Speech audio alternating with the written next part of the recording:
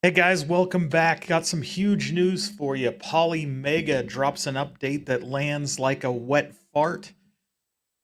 Huge shipping announcement from Atgames and Polymega.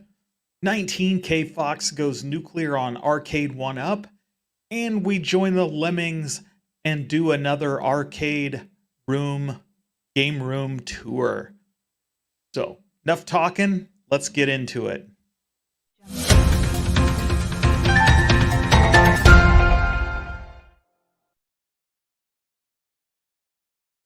Hey guys, welcome back to the channel. And if you're still here past that intro, be sure to smash that like button. It really does help out the channel, and I would appreciate it.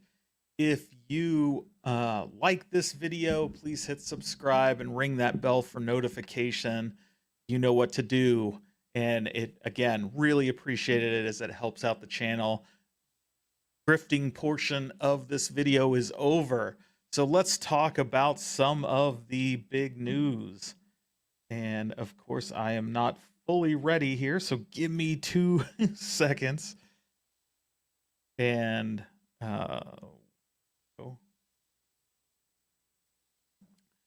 apologize for that.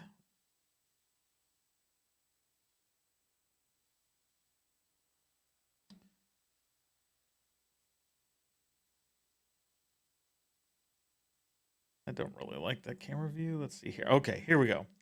So first up, Polymega. For those of you who aren't aware, the N64 Ultra module is currently available. So yes, after years of quiet announcements, no releases of products, just a whole bunch of coming soons, the Ultra module is in stock right now.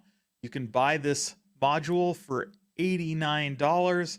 It will ship the same day you buy it. If you purchase during business hours, if overnight, it will ship the next day.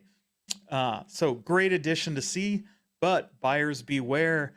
Do not. So for the 5 of you that have your Polymega base units, do not plug this unit in until you have installed the new firmware 1.1.30, I believe is what it's called, because it will cause your Polymega base unit to lock up, and you'll have to completely unplug and power cycle the thing to get it running again.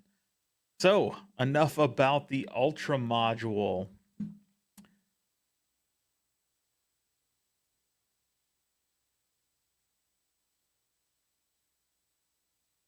Next up, let's talk about the big shipping announcement from Polymega. Of course, as I mentioned, the Ultra modules are in stock along with that Ultra Retro controller.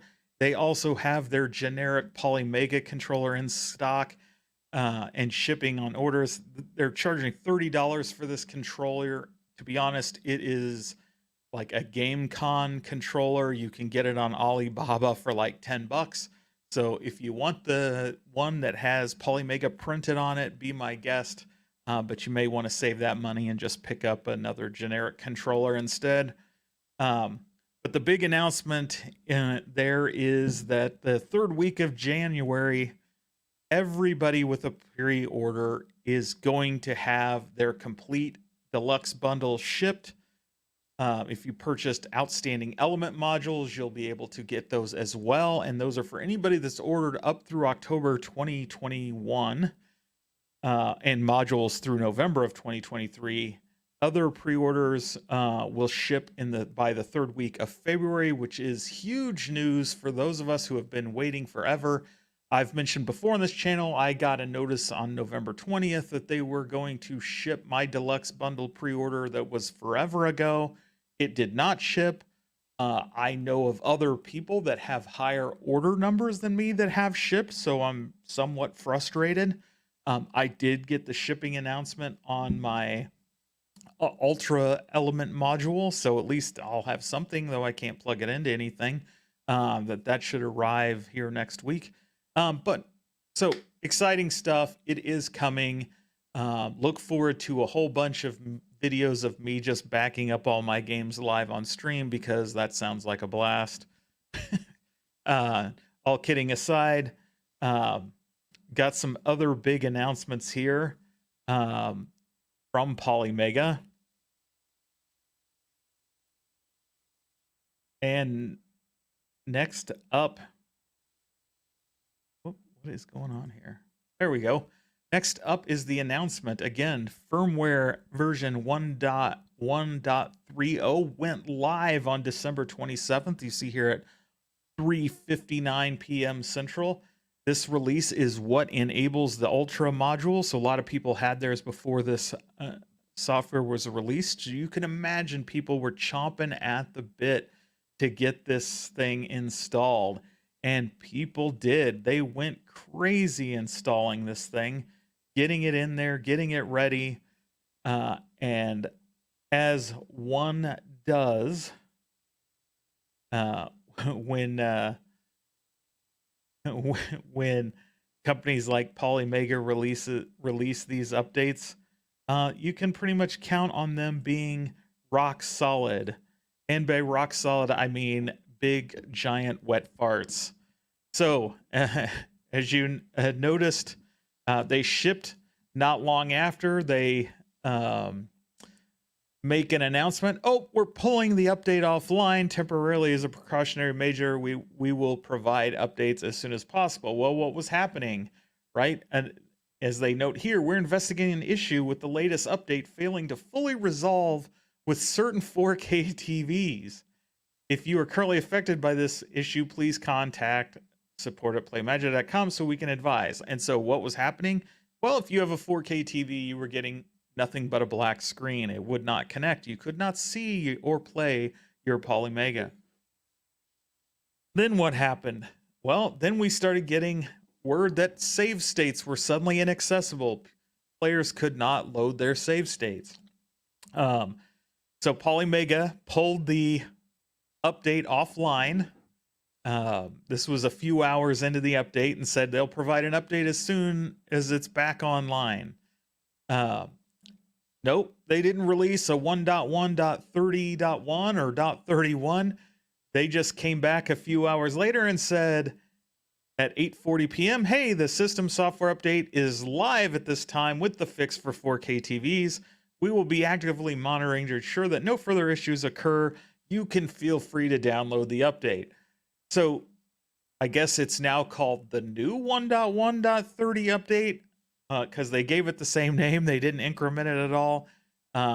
So yeah, there's that. So hopefully you didn't install the update and cause yourselves a lot of problems and were able to wait while the go earlies jumped out and broke their systems or had to revert back to some old 1080p TVs to get their system functioning again.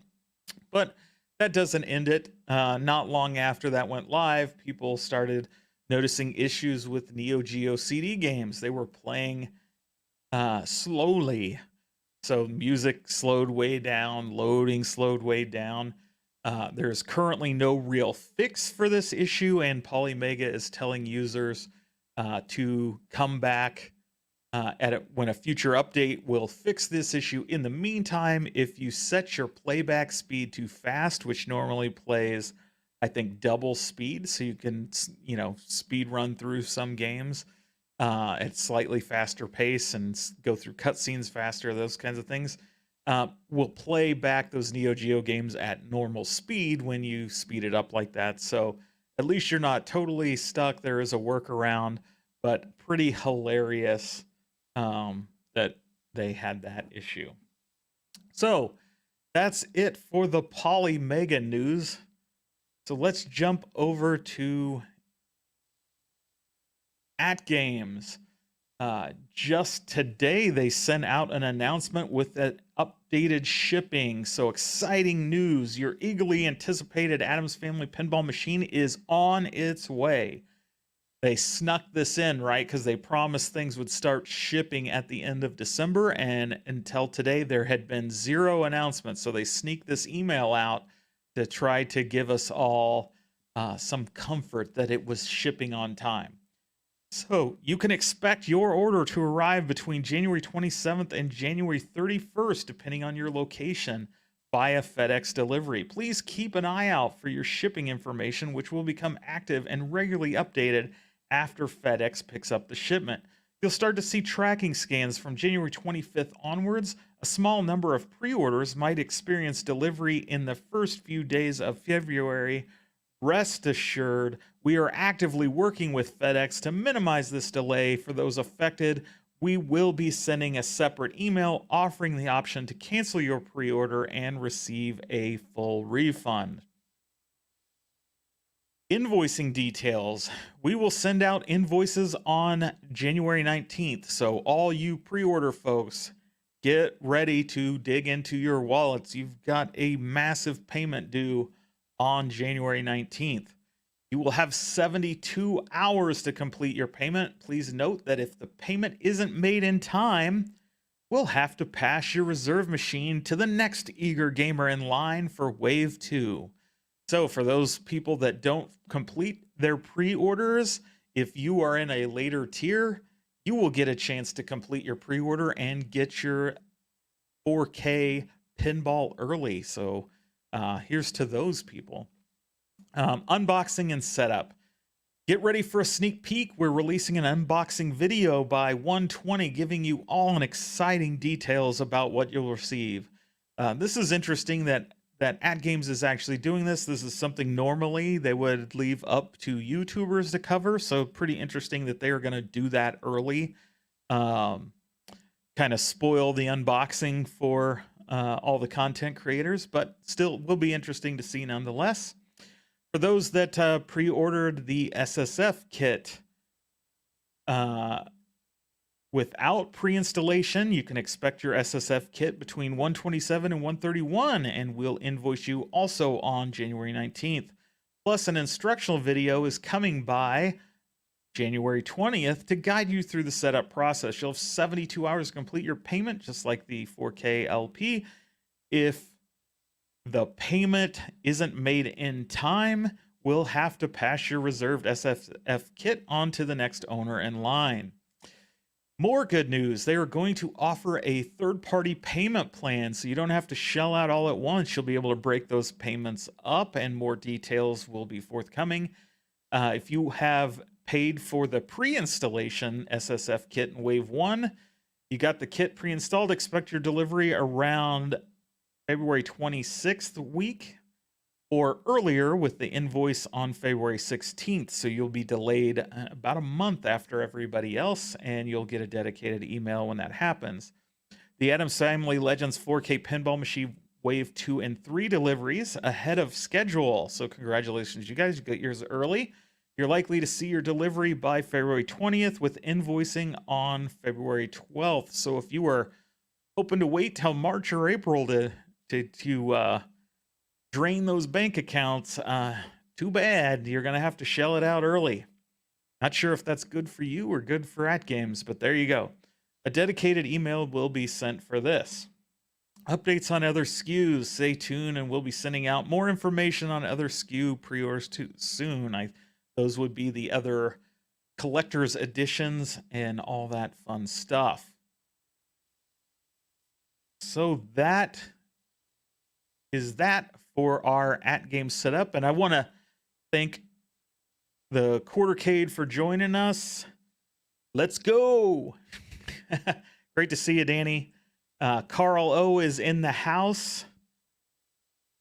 And so, yeah, it's great to hear Carl O. I did not personally order the SSF kit myself on the pre-order. I've heard good things about it, so I probably will pick it up later and just do a self-install. Zero Redux is also in the house. Who will be the first unboxer? My money is on Michael B. That'll be interesting. They make it sound like Atgames themselves will be doing it, so we will have to check that out. Goofy Foot is in the house as well. And Carl O's back thinking Arcade Talk TM, I think, will beat Michael B. And Zero Redux seconds that opinion. So thanks everybody for joining us. Next up, I did want to talk about 19K Fox. If you have not had a chance to watch his 5 days of streaming, you should. It was really good. He had a lot of great content over those 5 days, and I know that was a marathon for him, doing one every single day. But of special attention, I think, was his 4th day of streaming, where he declared the party over for Arcade 1-Up, and he had a lot of interesting takes. Specifically, I thought him catching on to the fact that Travis on Danny's show on the Cornercade really didn't own up to the fact that he sent the text to Michael B on Arcade 1-Up's announcement to CES. That was pretty interesting. Michael B had announced on Super Game Room Dudes that Travis actually sent that text to him, and so it was kind of an odd response from Travis MCP to kind of, play it off like Arcade 1-Up made the announcement. Now, I would imagine maybe they passed it through, passed it through Travis, and he just sent it on to Michael B. But very strange for him to pretend like, hey, he wasn't in there in that. So good catch by 19K Fox there. It was pretty interesting. But he had a lot of other interesting things to say. And interestingly enough, Console Fanboy actually, who loves to declare Arcade 1-Up is dead, he did a video the other day, and I thought I'd share just a moment of that. I thought it was pretty interesting. I'm not going to show it all. If you want to see it, definitely hop over to Console Fanboy's channel and take a look. But he summarizes it well, gets some good clips of the issues Fox raises, and I think it's worth taking a look at. I don't think it was a banger year at all. If you're going to have a news tab, the latest news on your website, for God's sakes, update it at least monthly. What the hell are you doing? I mean, it's just like, just don't, come on, man. I mean, for what? If you go to their YouTube channel, the place where they were supposed to be talking to the community, these are the latest and greatest videos from Arcade 1-Up. It's the sale. I mean, I don't understand. It's just so bad. It's like a bad webcam. I don't get it. There's no like graphics or nothing. It's just, hey guys, sales. I think zero improvement. Everything's on the decline. Everything's just tanking. Nothing is improved at all. Tell me I'm wrong. So like I said, guys, if you haven't seen that video, I highly recommend watching not only Console Fanboy's a quick synopsis. It's only about 5 minutes long, but it touches on all the major points. But go back and actually watch his Fox full stream as he gets into that. Like I said, really interesting, has a lot of good takes, raises a lot of good issues. I think one of his better suggestions is that Arcade 1-Up should probably just stop messing around with trying to do anything in the social space, the YouTube, whatever. Just stop. Just run your company. Concentrate on your products, getting your products out, and just leverage influencers. Let them do the marketing for you, because they don't got it, right? They just don't have the people there for all the controversies that John D had over the years. At least he truly loved gaming and arcade gaming, and it showed. And he was better at it, even though he was flawed, than anybody in the past. So they've taken a huge step back in that area. Things have gotten more, they've been more quiet and less transparent since, Travis MCP got involved and Cyrus became the face of Arcade 1-Up. So, like I said, great video. Highly recommend watching.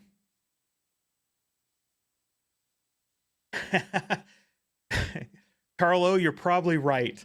It is interesting that they, obviously she was the developer on the mobile app, which was probably one of the better things they released last year. They need to add some functionality to that app to make it so you can find people to play various games rather than just the lobbies. I think that would be a good addition. Even being able to spectate games through that would be kind of cool. I don't know how you would accomplish that, but that would be pretty neat for those games that have spectate mode. But yeah, it's uh, you know, they need something because clearly what they're doing now isn't working. And the moves they're making, like not going to CES, not making any announcements, just don't make any sense. It's not doing them any favors. It's creating the rumor mill. Quite frankly, I think they should get in the habit of, if an arcade cabinet is in production, meaning it's out at the factory being built, that obviously means they've sold it to retailers, that it's been fully approved, it's not a quote unquote leak. That's when they should probably start announcing this stuff so that, hey, within the next couple months, this is coming out. The tactic they took this year of trying to wait until something was basically going to ship was strange to me. They were either on the far spectrum where they announced it way too early, or the other spectrum where it was way too late, and it just doesn't make sense. I don't know of many video game companies that wait till the last second. I mean, even these companies that just do pre-orders will at least announce it months, if not years ahead of time, that these are in development, that they're being worked on. So Zero Redux, appreciate the kind words. He says, your videos have been really good. Doing a whole episode of Santa was wild. I would have put more on the naughty list. Hey, not everybody can be on the naughty list, or can they? Appreciate the kind words. Next up, I thought I would do what everybody does at this time of year, which is a game room tour. I was going to do the tour part live, but thought better of it. So I did pre-record it just before going live so that I could make sure at least I wouldn't have any issues streaming from my phone or anything. So I'm going to go ahead and play that, but still here, I may or may not comment over it. Appreciate you guys all being here. I'll warn you right now, it's pretty lengthy because I go through a lot of highlights in my collection and then tell a couple stories related to some of the things that are more sentimental to me. So without further ado, I'll just jump into that and we'll get started. Alrighty, first up, we have our Cloverfield one sheet. This is a full theatrical release. It is probably my favorite J.J. Abrams movie. I know that is somewhat controversial in that people hate the first-person motion view of a lot of these movies, but I dug this one. What's better than sci-fi and destruction? And hopefully that sounds not too loud for you guys. I did want to stop it here. I have an intro for this that I cut out, but just so you know, I've learned from watching all of these home arcade and game room tours that apparently it's the rule you're supposed to start at the top of your staircase. So that's what I'm doing here. And plus Lizzie Kaplan's first major motion picture, and who doesn't like that? Next up, as we go down the stairs, we have the official one sheet for probably the worst or the second worst Indiana Jones movie. I did get both of these at the same time before Indiana Jones and the Crystal Skull was released. So you'll have to forgive me for having this one. I will switch it out one day, I just haven't yet. I still like Indiana Jones, even though that movie was ridiculous. So next up is our display for Back to the Future. As you come down the stairs, those of you who are veterans of the channel may have seen the short before that shows this. This is the D'Agostini, now Fan Home DeLorean model kit. It is a subscription model. I think it's 50 some issues, basically going to take you a couple years to complete. It is all die cast. And as you can see there, it is highly detailed. Features fiber optics, lighting, internal lit up components like the flux capacitor. In there is a NECA action figure for Marty McFly. This is a, it's not, I think it's a 1/8 scale DeLorean. I think it's about 15 inches long. It is heavy in the display case. There is another piece of the kit, that is the railroad ties. And of course there's a little micro machine type mini DeLoreans, and the one from each of the movies. Behind that you can see the railroad tires, again part of the kit. You can swap out the different tires to the standard 1950s version, to the, or sorry, 1985, to the Back to the Future 2 hovering version. Here's the 1955 white wall tires. Of course, there's the addition of the Mr. Fusion. And of course, there's some vintage micro machines from Back to the Future 2. And of course, up here, we have the other Back to the Future NECA figures, NECA, however you say it. I am missing a couple, but these are the ones I liked. I didn't really care for the other ones. And so that's that. And of course, this is the out-of-time famous license plate from the DeLorean in it right now, that but it comes with the kit itself. So the blue lights, it lights up where, you know, as the DeLorean lights up. Also, the flux capacitor flashes, the console digits all light up, all that fun stuff on the inside. A lot of these when they first came out, so I've been, as I find these over the years, I've been adding them to the collection, and we'll go through more of that as we go. Now, this is one of my favorite pieces. This is original Famicom cartridges. So this is Nintendo's actual first video game system. It's the Japanese version of the Nintendo, of course, came out in Japan before it came in the US. And you have to love these cartridges. Not only is the art amazing, but they come in these crazy different colors. And I am going for the complete set of the Famicom. I'm currently at 721 titles. Most of these are alphabetized, believe it or not. And so whenever I get new, it's always kind of a pain to shuffle everything around. Each one is in a protector case, and then again on these, additionally in this, you know, wall-mounted plexiglass display case as well, to doubly keep the color and shine on all these great art. Some notable titles in here on this wall in particular. Let's see, we should have some Contra in here, which is not jumping out at me. It is alphabetical, so you think it would, but it does not. Of course, as you come down,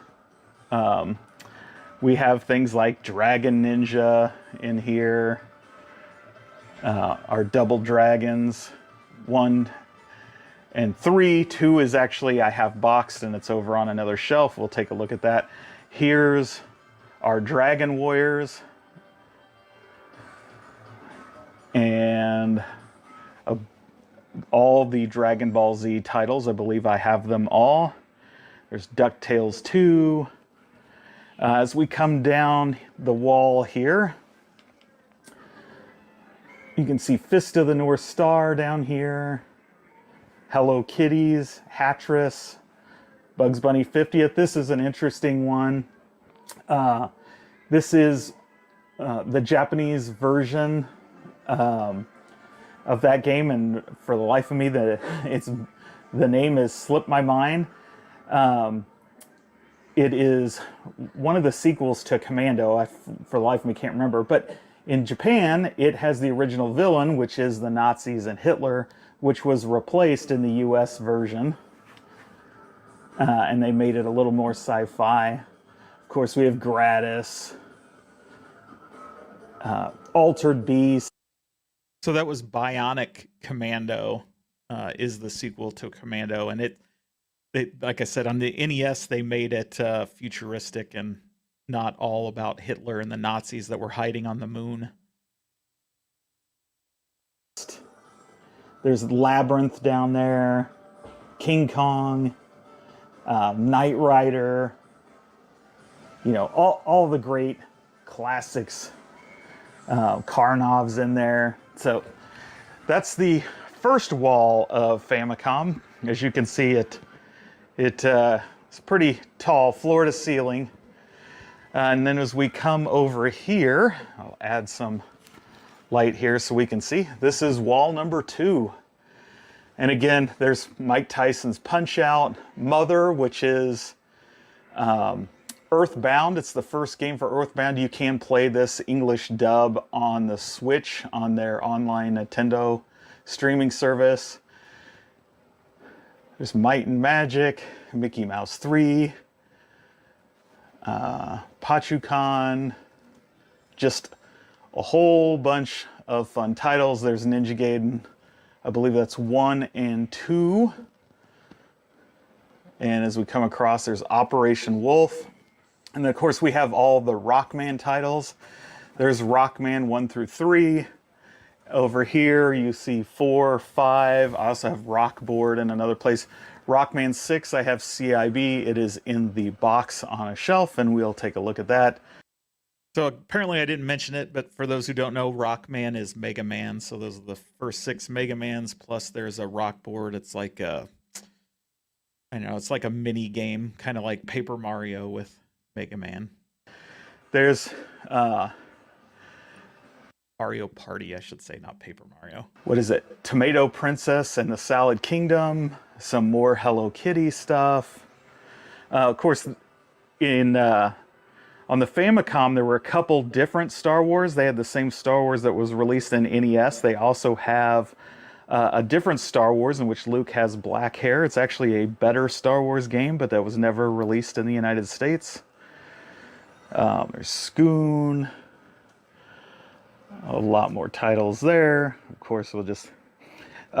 interesting left right here is Sweet Home. This is considered by many to be the original Resident Evil. It is from Capcom, features all the same character names, and you run through as a party. It's kind of a top-down adventure horror game. Pretty interesting stuff. And of course we have our Ninja Turtles. That's 1 and 2. We also have the Fighting Tournament Edition Ninja Turtle game. As we come across here, there's Ultraman. All these fun, weird titles that was released in Japan. A lot of business software, as we joke about. Of course, there's Legend of Zelda 1. Originally a Famicom disc, but they did release it on a cartridge version later. And then Zoids and Zombie Hunter. And of course we have Super Sprint and some others down here. Those are my newer ones that I haven't had a chance yet to sort into the collection. So we'll kind of rotate over here to the third Famicom wall, and these are the larger Famicom cards. Nobody actually makes protectors for these, which is very frustrating. Like none of the standard sizes fit, so you'd have to have them custom made. But of course you see Final Fantasy 1 and 2 combo. You may have noticed Final Fantasy 1 through 3 back there early. I missed Splatterhouse there on the end. That's another pretty rare one. Obviously, Splatterhouse on the Nintendo is got quite a different vibe than Splatterhouse, say, on the TurboGrafx or some of the other later systems. We also have Maniac Mansion in there. Just a lot of great titles. Up here, this is the Stadium Events Series, Family Sports. There is a whole bunch of these on the Famicom, and I think we only got one of those in the United States. So, pretty interesting stuff. Up here is a large, I think that's 18-inch Link that I found at a thrift store. So he is missing his sword and shield, but pretty awesome. We have Link from Breath of the Wild action figure, and of course Sackboy. And we have a couple, 2 or 3 McFarlane toys, U.S. Army toys that came out around the time of the Afghan and Iraq wars. As we come down, we'll come to the Wii U accessory shelf. So these are all the different controllers that I have for the Wii U. Several different steering wheels, the different Wiimotes, the Zelda gamepad for Smash Brothers, of course the Pro Remote, the different nunchucks, some microphones back there. As we come another shelf down, this is my analog Duo shelf, or analog shelf. So it's got the box for the Duo, the Mega SG, the Super NT, the SG adapters, the analog pocket. And then as we come further down here, if you can see, we have some of our EverDrive packages and Ouya video game system, which was one of the original Kickstarter systems and was really easy to emulate on. So that's a fun one. Rarely get that out anymore. And of course, here we have some boxes. These are mainly empty boxes. Got the 2600, Xbox One, Series X, and then our kick-ass VR headset from HP. That is awesome. It was done in conjunction with Valve, and it has great lenses. It's 4K. It's pretty awesome. It's the Reverb G2. I couldn't remember the name of it while I was talking. And then, of course, we have the Callisto Special Collector's Edition. Got that for super cheap at GameStop. Otherwise, I wouldn't have bought it, but the statue is pretty cool. This is a focal wall that I put up for YouTube videos. It's a barn wood, and I went ahead and installed that myself. That way I could do certain videos. And here's our PS5 box collection down there. And so now let's run to some of our games. First up is our Switch section. So I tend to try to buy physical editions of Switch games. Some of these are special, like that is the obviously limited run collector's edition of Contra in the original kind of box art style. Some Gun Pixies, Gun Gals back there, Friday the 13th, which is a dead game now since they turned the servers off. As you come down, we have the Hong Kong version of Breath of the Wild, and that is significant because that is the only physical release of Breath of the Wild that includes all the DLC. So I did pick that up, and it is sealed. We also have the House of the Dead remake in there, of course, Tears of the Kingdom, Luigi's Mansion, the Metroids, some Pokemon titles, all that fun stuff. So we come down to the next shelf. We have some more. We got our Rad Rogers. If you haven't played that, that is a super nostalgic platformer. You're a kid basically from the 80s who gets sucked into a video game. It's pretty awesome. Couple of the Resident Evils. We have probably the most expensive game I have, or most valuable game I have on the Switch, which is A Short Hike from Super Rare. Then we have the Ashante Special Edition. We go into some of the limited run Star Wars games like Old Republic 1 and 2, Republic Commando, and then Super Mario 3D World. And you can probably see our online NES style controllers for the Switch. And then you come down, we got more Super Mario, and then probably one of the best beat 'em ups on the Switch, which is Wolverblade. It's very cartoon style. It is your German barbarians fighting off the Romans. It's really cool. And of course, we have two versions of Teenage Mutant Ninja Turtles Shredder's Revenge. We have the original release and the anniversary edition, which just came out, which includes all the DLC on it.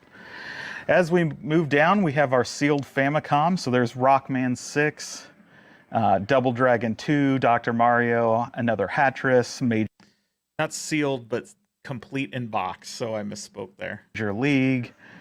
We have all of our bases loaded titles back there. I'm just missing 94, which is the rarest and most expensive. As we come down here, we have titles from Xbox. I got a lot of these original Xbox on Microsoft's retailer partner network. You could take trainings and anybody could sign up. I didn't work for a retailer. But you could sign up and you would watch these online videos and rate online stuff and earn points, and then you could trade those in for the points to purchase games. So I purchased a ton of Xbox that way. Sold a lot over the years, but still have quite a few that are still sealed. As we move through, I was never a huge Xbox fan, so we do have some titles in here. Most of these were purchased for my son. I do have a Series X, and so I've forced myself to buy a couple games on the Series X just to justify having it. Next up, we come to the Wii U section, and we start here on the top shelf with a Wii U, or a Link Breath of the Wild statue. Got that is the collector's edition version, got that at Sideshow. The amiibos for Breath of the Wild, Link and Zelda. I actually have a couple of these sealed versions of Breath of the Wild that have been graded by WATA. And of course there's the box to the Mario Kart edition of Wii U. That is... Yeah, Biggie, Wii U is one of my favorite systems. I loved it when it came out, and it didn't get any love, but I've always liked it, and so... entire set. I did go out and get so the entire notable set up here, you can see through there is the Axiom US Verge. set, I It should is say. sealed. It's probably hard to see, but back there is Devil's Third sealed. I try to display the ones that have amiibos in them facing out, but some of those other ones aren't, like Devil's Third. I don't know if you can actually see in there or not. You have Untold Tales, also a really hard to get Wii U game, also sealed. Of course, there's our Zelda Twilight HD with the amiibo. As you move through here, it is no reason to stop on all these. I don't have every variation of games, but I do have at least one of every title.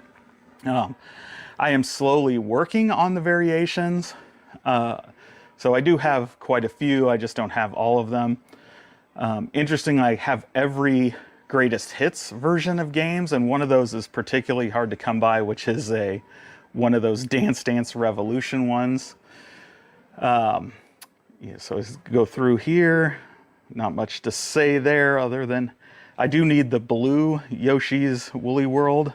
I have the other two, but the blue has eluded me so far. Next up is a modest Wii set. Most of these I picked up at thrift stores. A handful I've had for a while. I have had a couple Wiis when they came out on a few different TVs, but I never really bought a ton of games for it. Wii seemed too kiddie to me. Wasn't a huge fan of the motion controllers. Of course, some of it was fun. But really, I don't think there's anything super valuable in here. Maybe Twilight, the Zelda. But Punch-Out's a good one. And of course, you can't go wrong with all the Marios and other first-party ones. Then we move into our PlayStation 1, and I used to have tons of these, but of course sold the vast majority of them, so I've been trying to get them back over time. Got Final Fantasy 7 and 8, both regular and collector's editions back there. That would have been a steal, Biggie. A smattering of other titles, nothing really huge. Again, PlayStation 2, been slowly working that collection back up after I sold most of those. This is PlayStation 3-wise, these are probably 99% originally purchased by me. There are a couple that I've found at thrift stores or picked up on big sales at GameStop or somewhere else. And of course, those move down into our PS4 and PS5. And then at the bottom here is our PSP, and currently where I'm storing the Star Trek Next Generation. And yes, that's an Among Us special edition. It's one of those, again, GameStop was blowing out. So, I purchased it for like less than $10. So, it is what it is. So as we go up to the next shelf, we have our Lego NES. We also have some of the Hallmark console ornaments, and I believe that's the complete set. That is the original NES ornament that came out in 2021, I want to say. That's the high dollar one. It was re-released this year, but in different packaging. Next to that, we have an N64 box. It's a Toys R Us with the Atomic Purple, sealed Venom that I've had for ages. Of course, the Blitz that came with the pre-order Blitz. As you move down, this is my modest Sega Genesis setup. Some of those in there. Nothing spectacular in that at all. Bought most of those actually from Phoenix Resale when he was blowing them out. So, like I said, nothing too major in there. Next up is Dreamcast, and I have a handful of those. Again, probably Marvel vs. Capcom is the biggest title I have in there. Yeah, I'd love to say that's but the only reason I Dreamcast was one of my favorite systems when it Blitz was out. from Arcade I One did Up, have it, but sold almost I all love those. that game, and You know, I loved I it for thought they did Shenmue, great. loved As it a for lifelong Broncos I believe fan. it was I loved ESPN Terrell football, though Davis on the 2K1 side was and really had to good have as it. well. And It's we by have our far the most played 32X. arcade And game my I have it in my break collection room at the of office stickers. for I got my team to play, Retro and Rick's we play the metallic hell out sticker of it. in there, Phoenix Resale, Build the Barn from Chase After the Right Price. So lots of different stickers, some of the limited run cards. And I do try to keep all my cartridges in a box. So you'll see a lot of mini boxes in here for my loose carts, and that's what you're seeing back here with the 32X and original Master System games. And I do have some additional Master System games that are complete in an original box right there. And more Game Gear games. As we move down, we'll go into some of my retro controller stands. These are on stands from Rose Colored Gaming. If you have not checked them out, do so. These stands are awesome. They also make the plexi risers you see back there, which are perfect for displaying some of these smaller games, like all these Game Boy and Game Boy Advance games. And of course, the controllers look sharp. As we move down, there's my Atari Lynx collection. That is my Atari Lynx from when I was a kid. And a lot of those games were mine. Other ones I've picked up over the years. And of course, here is my Analog Pocket. And next to those, my other handhelds. Again, all kind of set up on these rose-colored gaming stands that really display them nicely. As we move down, we have our Atari and a television games. Some of these are loose, like Akari Wars for the 7800. That's probably the banger in here. That's well over $100 title, and I do have a manual to that, though I don't have the box. And of course, there's everybody's favorite E.T., the game that nearly killed video games, as the legend goes. If not for Super Mario, we might not be here today watching this video. Then we have the Atari 5200, another Pac-Man amiibo, followed up by our PC Engine and TurboGrafx games, some N64. I've never been a big fan of N64. When the system came out, it was disappointing. Everybody else was going CD and Nintendo refused. So not only were the games more expensive, but they just weren't as good. That is the gold special edition of Ocarina of Time in there. It's going to be controversial, but I think that's one of the worst Zelda games, and I know for a lot of people that's their favorite. In fact, it's rated one of the best games in all of games by Metacritic, which I just don't understand. It was not very good. Then we have special editions for Star Wars and Empire Strikes Back for the Game Boy. And as we move down, there's our Build the Kit parts ready for the next stages, and our Japanese PlayStation. Those are all the Biohazard games, which if you saw my KC Retro pickup video, you have seen those. Below that, we have a smattering of 007 Star Wars glasses. A lot of these I've had for years. There's my original 007 storybooks and record albums from when I was a kid. Rogue Squadron was great. And of course, all Mario the 64 glasses was okay. but one. I mean, there were some dropped good titles. the Just overall, I Jabba think the Hutt system from was pretty Return of the Jedi, and it broke, and I have just not replaced it. And then all those mugs up front, those were a gift from one of my daughters years ago. And so let's move up to here. So next up we have a couple of the issues. This is issue 6 and 7 from Nintendo Fun Club. For those of you who don't know, that was a free club you can join before Nintendo Power was a thing. And they would mail you these magazines every couple months, much like Nintendo Power. They were thinner, but quite frankly, I thought they were better. Nintendo Power was full of a lot of fluff and advertising. This was just packed with good content, maps, how-tos, really good letters from other kids and fans of Nintendo. Just really loved those. Then we move into the DS and 3DS, and of course there's Pokemon Platinum that is complete.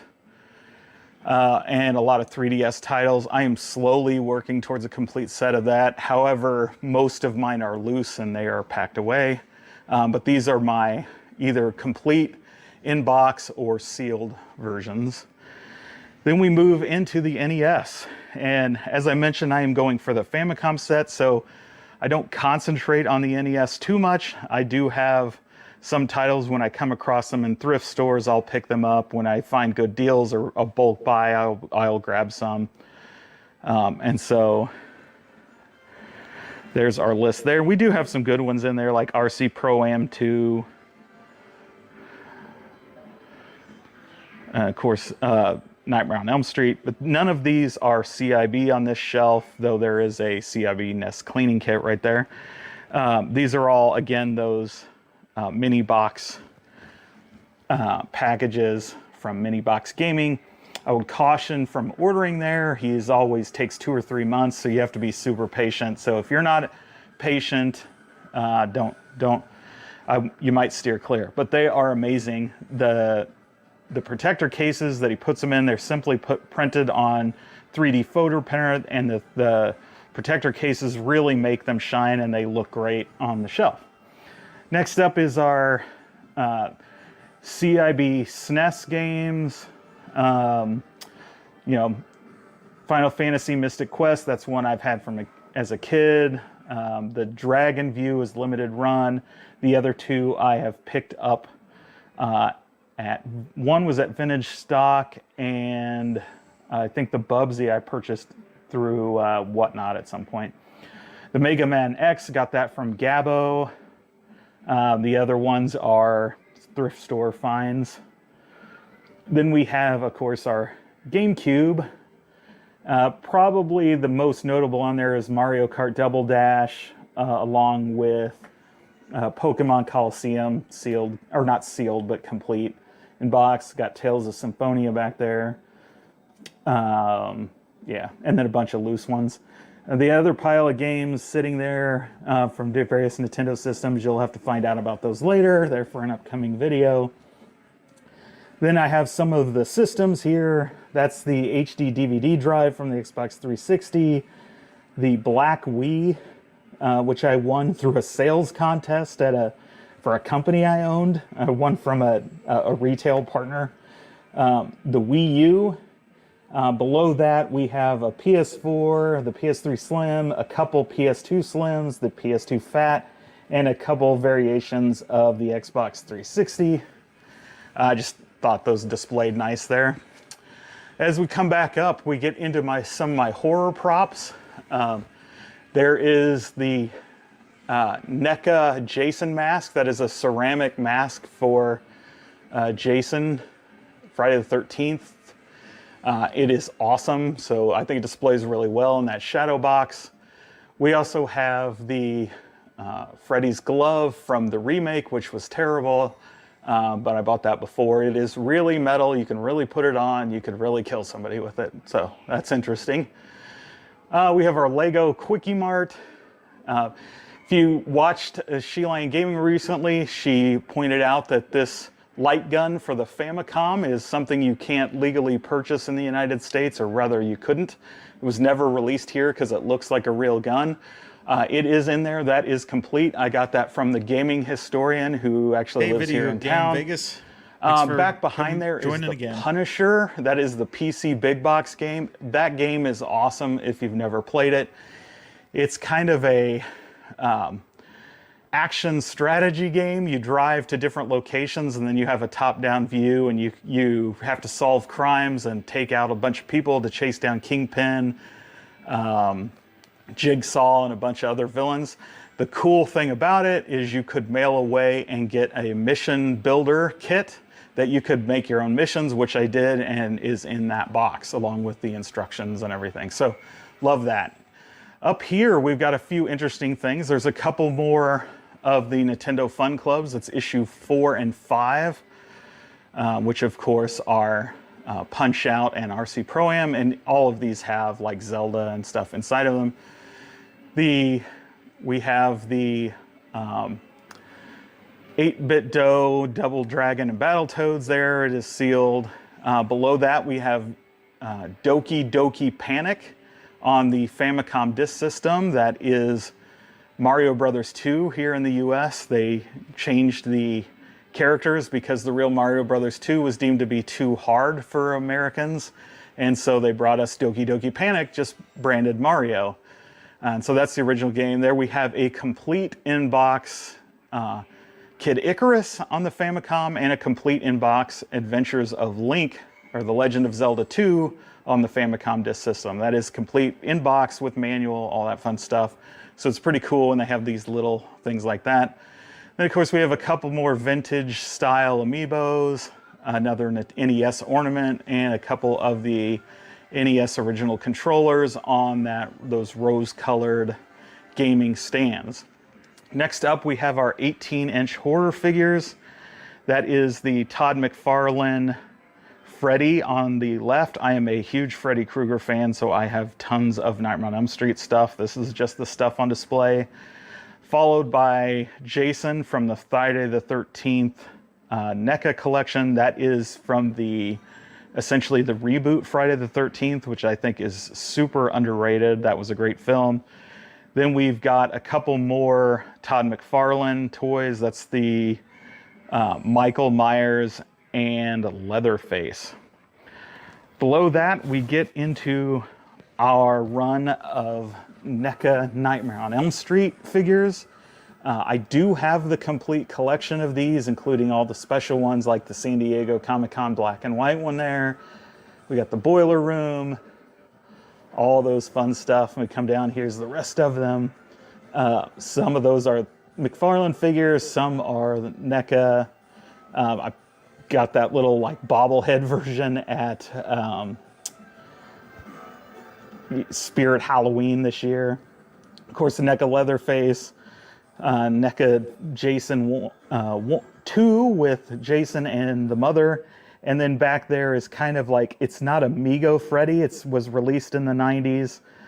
There is a real man doll behind it, and you can take all the Freddy stuff off, and it's interesting, to say the least.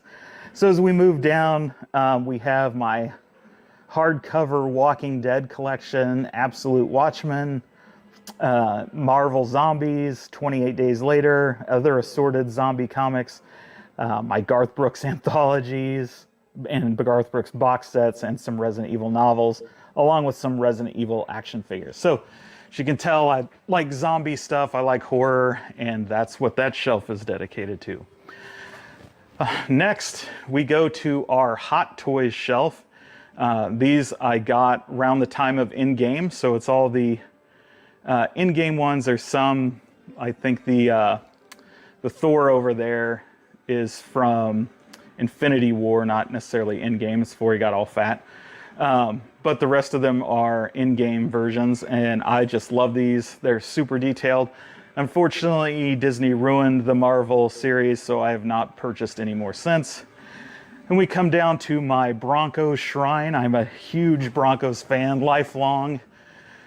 So we have the 12-inch John Elway and Terrell Davis, my Elway and Terrell Davis starring lineups, bobbleheads, the collector edition Cokes from various Super Bowl wins and appearances by the Broncos, some Broncos cups that I've gotten at the stadium, Christmas ornaments, the Chase version of, God, what the hell was his name? Clinton Portis before he was traded to the Redskins. The Super Bowl coin from their first Super Bowl win, a collector pin, some other stuff. Below that, we have a garden gnome. We have my tickets from Game 6 of the 2014 World Series with the Royals, my signed Elway mini helmet, my ticket stubs from Super Bowl 33. I did get to go to that free, actually. My ex-wife won tickets while we were still married off the radio. And so we went all expenses paid from a radio station to South Beach and got to see my favorite team in the world play and Elway's last game. It was awesome. We also have that quarterbacks or the NFL box to the right. That's the old figures from the old vibrating table, but that's every team in that box. And phone cards, actually. Those are phone cards from Sprint down here on the bottom of that shelf. That's every Super Bowl ticket up to 32. They're commemorative tickets that are, like I said, they're commemorative Super Bowl tickets. So they're all the Super Bowl ticket size and everything. Next, we have just more Broncos stuff. A couple flags from the Super Bowl 33 championship, some fake Legos, some Peyton Manning action figures, cups, clocks, you name it, it's all down there. So that's it for the retro shelf. For those interested, this is my battle station. You can see I have a few things up. I got my streaming lights, my camera. It does stare into my arcade, so I can see that. Steam Deck, couple Go XLRs to control everything. That center monitor is a 4K 144 hertz monitor. It's a Asus PG27U. It is kick-ass. And that is powered by the gaming rig over here, which has a 3080 in it. My streaming computer has a 2080 Ti, and I have another computer that I use for VPN that has an extra 3080 in it that I used to use for crypto mining before that all went to hell. We have our PS5, and of course there's our HP VR headset. PS5, this is our build station where we do all our assemblies and we do our Lego building, and the overhead camera here is spread out of the way, turned out of the way right now. Tripod, so we'll cut through here and we'll take a look at my Star Wars display. So I am a big fan of the Star Wars 12-inch that came out from Kenner in the late 90s. So you see a lot of those there, like the speeder bike, a Scout, the Vader's lightsaber, that's from Galaxy's Edge, along with the Salacious Crumb there. We have the Micro Machines set from the special edition premieres. I worked at a movie theater when those came out, so I did get those. The Jedi Luke exclusive figure that came with that, though I sold that long ago. As you come down, I used to have a ton of Star Wars toys. I ended up selling those around 2000, the year 2000, 2001, to somebody in Korea. So filled up a whole refrigerator box of classic and modern toys, and he won out and purchased those for me. So I hope he enjoys them. But these are the things I kept, these 12-inch figures. I just think they're awesome. There's a lot of exclusives in there that were Toys R Us or KB exclusives or exclusives to certain books where they came with the book, and these are just awesome, I think. Some of my favorite Star Wars stuff, and of course there's the Tauntaun. So I tried to divide them up by movies, with the exception of that villain shelf. And there's the Star Wars figures themselves. As we come over here, we have the 12-inch Dewback and Sand Trooper. We have our Build-A-Droid from Galaxy's Edge. You said it, video game now we're going to get Vegas. to some of the special stuff I have. So The first original up, trilogy this is really it for me. I don't know how well you can see it. This is an actual page from Green Arrow. This was given to me by Andy Parks, who's a friend of mine. I did his website back in the day, and him and Phil Hester, another friend of mine, were working on Green Arrow when Kevin Smith started writing it. And so he gave me this page in exchange for doing his website. And it's just something I treasure and appreciate having. Next up is a Superman page.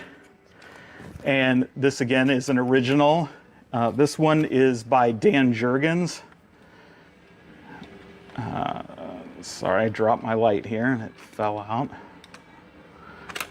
Oh, shit. Anyway, so it's from Dan Jurgens.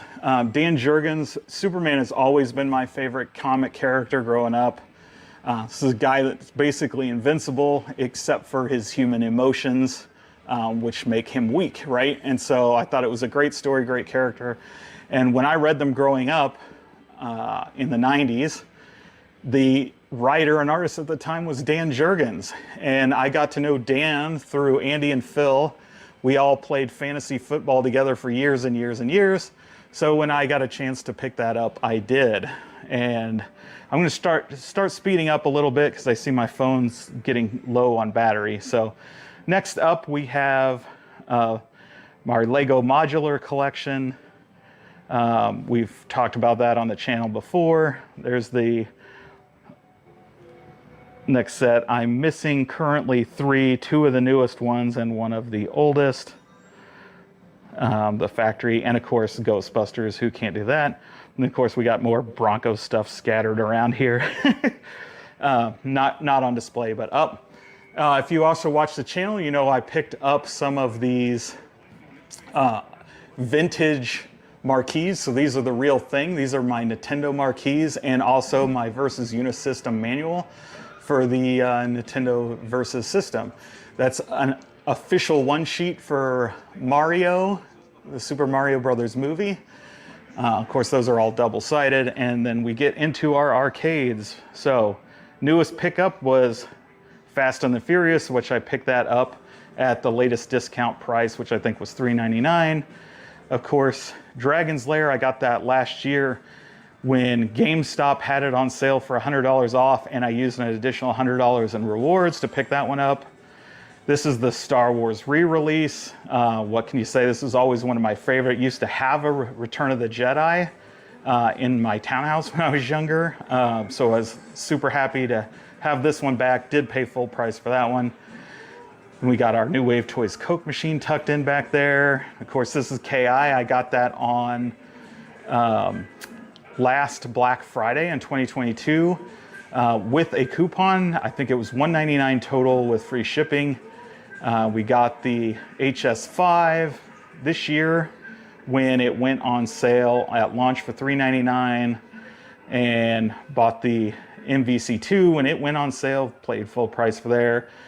Got the Atari 50th New Wave toy charger. Then we move into some of our Video Game Vegas. I got more those manuals. marquees. I thought these were awesome. These are for the real arcades. These are vintage. Most at KC Retro just a couple weeks ago, and I paid roughly $25 a piece. 20 later because I went back a couple times and they did a 5 for 100 for me when I went back. But yeah, there's a place in town here that just has tons and tons and tons of them, and so I've got a source. If there's any you're looking for, I can reach out to them and see what they got. These are first prints. Got the Lunar Lantern, Missile Command, Asteroids, Crystal Castles, Centipede, and Gauntlet. And of course, there's our Atari 50th cabinet. Back here, that's Groot. I 3D printed and finished him. You can't see with all the lights, but he's awesome. Up there is a TV. I usually have like YouTube streaming on that, so I can see that, or sports. Then of course we have our Terminator 2, our Ridge Racer. Those are the Govee lights. I shaped them like Pac-Man. I can change the color to those so that the ghost turns red. But dug that. I just shaped that out myself. Ridge Racer, got that on sale. I can't remember what I paid, but it was pretty dirt cheap. The Simpsons, this is when it was really cheap, when Walmart was clearing them out over a year ago. So I picked that up. It is soft modded, so it has close to 60 games on it, like all the TMNT, G.I. Joe, Ghosts and Goblins, Cadillacs and Dinosaurs, all that stuff. Then we got more Lego Simpsons. There's all the figures from the Lego packs, some of the vintage Lego figures. or vintage Simpsons figures. Simpsons figure set from the Universal Studios, and of course there's a metal tin for Simpsons Arcade. Through here, this room's going to be a surprise. You'll have to stick around for a future video to see what's behind those doors. Awesome. Let's just say you'll want your popcorn for that. A ton of them. Then we have more Star Wars. So more of these large scales. The Darth Vader on the left I actually picked up at a thrift store. That's a more modern one. We got our Micro Machines hat. You can't really see it, but this box right here is the collector's edition letterbox VHS tapes. Pretty rare, and it's the only edition I'm aware of where they released letterbox editions of Star Wars that weren't special editions. That's the original theatrical cut. Also includes a making. Then we have my favorite comic of all time, which is The Preacher. So there's the hardback editions, some of the trade paperbacks, and action figures. Then we have various controllers, Atari 5200, some protectors and stuff there. Next up is Pac-Man Plus. Got that for $1.99 when Sam's was blowing them out. Legends Pinball. I also got this for $1.92 from Sam's last year. They had them on sale, and we're doing price matches when you bought it. And when the lady did my price match, she beat that by 10% more. So it actually took it below $200. So that was awesome. And that included tax and shipping. We have various signs and lights, a table for board games, just hanging out. Some of my fun new video toys that I'll be playing with in the future. That's the Trexo Dolly, tabletop dolly system. This is a 1/6 scale Jabba the Hutt from Sideshow. It's completely awesome. Definitely have to check that out sometime. It's huge. It's so huge I don't have anywhere else to put it, so it's kind of a pain in the ass. But it is to scale with all my Kenner ones that you saw earlier. So we move up here. Here's more of those vintage original marquees. There's Ghost and Goblins, Street Fighter 2, Aliens vs. Predator, and Bad Dudes vs. Dragon Ninja. And then we come to Pac-Man XL. Got to have this one, right? So picked that up. A friend, I don't have a Costco membership anymore, so a friend helped me get that. Above that is one year I worked San Diego Comic-Con with Chris Jackson. Me and a buddy did. Chris Jackson started Planet Comic-Con here in town, and I helped him do the website originally and worked those cons in the early days. But he had us out to San Diego to work for him one time, and got to meet Jay and Silent Bob, Kevin Smith and Jason Mewes back then. So they signed some comics for me. I got the action figures. I also have a script that is for Mallrats that's signed by Kevin, Jason, and Stan Lee. So that's pretty awesome. I keep that stored away. There's our game room sign, some collector's edition statues, Titanfall, Injustice, and then there's the Rock Band 3 / Guns N' Roses, my favorite band, so there you go. And then we got some DC Masterworks. Again, Superman's my favorite character, and again, that Death and Life of Return of Superman, that's Dan Jurgens stuff. He created Doomsday, he killed Superman in the 90s. Yeah, so Zero, I may have talked over it, but the Atari prints that are on the wall, those are actually the original arcade manuals for the actual real arcade machines. So not only do they have that great artwork on the front, but they are loaded with schematics and all kinds of stuff on the inside. They're really cool to look at. And like I said, I think 5 of the 6 are first prints. There's one that's like a third print. So they're all from the late 70s, early 80s, and they are in fantastic shape. And the insides are really cool to look at. So that's his stuff. Also some of the hardbacks from Kevin Smith, Phil Hester, and Andy Parks when they worked on that series. I picked those up. So disappointed. That Batman statue that you can kind of see in there, that is the collector's edition of the DC MMO that kind of came and went. Here's my carrying cases for handhelds. It's also got all my 3DS games and other tiny games that don't really display well. These are Marvel Masterworks, The Complete Punisher. It's another Garth Ennis big section in there. Garth Ennis is the guy that writes Preacher. He's the original writer of The Boys. Definitely one of my favorite comic authors. He's hilarious. There's a pile of trash and the Wii U guitar from Wii U Guitar Hero. So I think that about covers it, unless you're interested in seeing my Silicon Valley motivational posters. Great show if you've not seen it. You know, by the same guy that does Office Space and King of the Hill. If you have not seen this series on HBO, you owe it to yourself to watch it. It is awesome. So that's the game room, guys. Hope you enjoyed the tour. Expect it to change over the years, and I'll periodically update you when they do, as more titles and more decorations and more of that fun stuff come in. So thanks for joining me, and that's a wrap on the tour. So that's it. I can't believe some of you stuck around for that whole thing. It went way longer than I anticipated with all my ramblings. Appreciate the kind words, Video Game Vegas. You know, I like displaying the stuff myself. Like, I know a lot of people like, you know, get a lot of stuff and throw it in storage or in tubs. I like displaying them so that I can look at them and, you know, reminisce and, you know, hit the nostalgia pieces. You know, every time I come down here, it's just fun.